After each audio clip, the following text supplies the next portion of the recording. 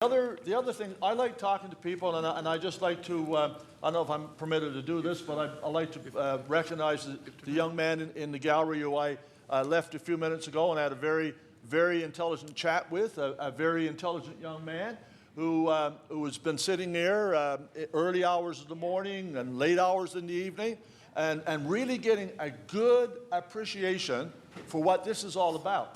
And yes, absolutely. And I took the time this morning, I went up and sat with him and had a chat with him, and he's getting a really good, clear understanding of exactly where we are in this province. A young man who has concerns that he will be one of the ones that we've been talking about that we're kicking this debt down to. Yes. That's what we're doing. This young man is concerned.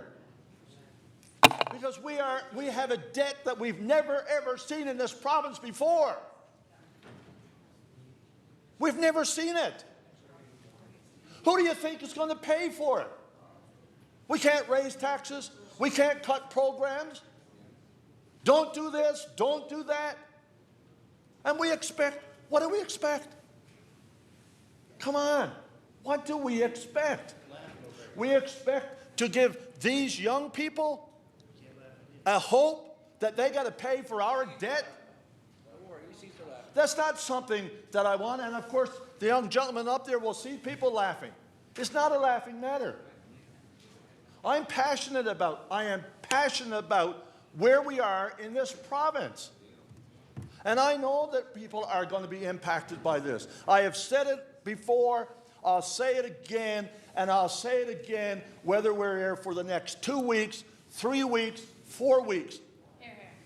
We will say it again and again, and the longer we're here in this situation, and the longer we're here in this type of forum, the better it is for us to get our message out, and we need to get it out. We need to get it out. Because I'm upset. I'm upset as a person having to sit here and listen to the fact you don't cut programs, you don't raise taxes, you can't do this, you can't do that. Just keep on borrowing and borrowing and borrowing and borrowing.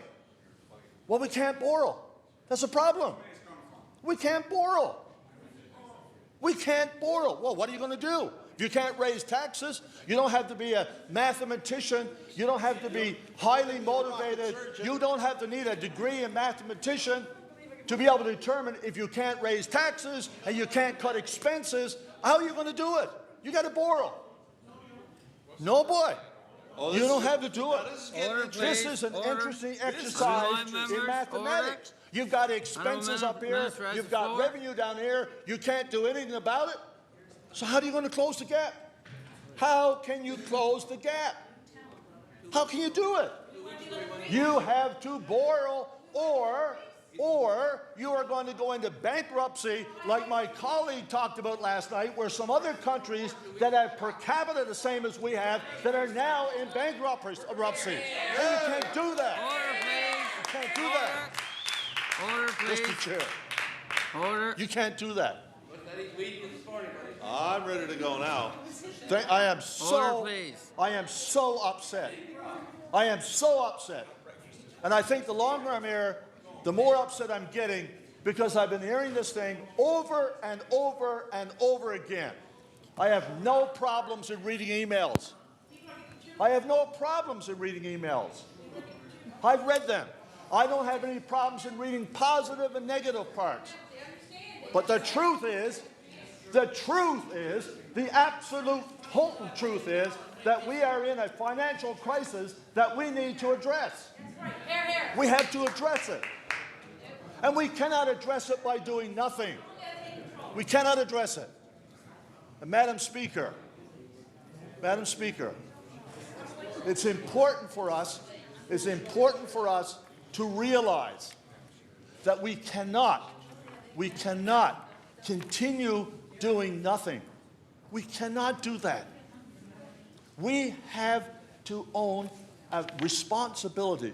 And the responsibility that we have is to every Newfoundlander Labradorian man, woman, and child, no matter if you're 102 or if you're 2. We have to deal with the problem that we're facing. We have to deal with that problem. And we cannot borrow our way out of our problem. That's the reason we are now. That's where we are. We have borrowed our way into a problem. We can't borrow our way out of the problem. There has to be some other way. And so we need to address that, Madam Speaker. And I will continue to be passionate about what I believe in. And I believe in this province. And I believe in every Newfoundlander and Labradorian has a right to live in this province with a hope for tomorrow, and our young people need a hope for tomorrow. And I believe that we can do that by taking measures that will point us in the right direction and minimizing our reliance on debt.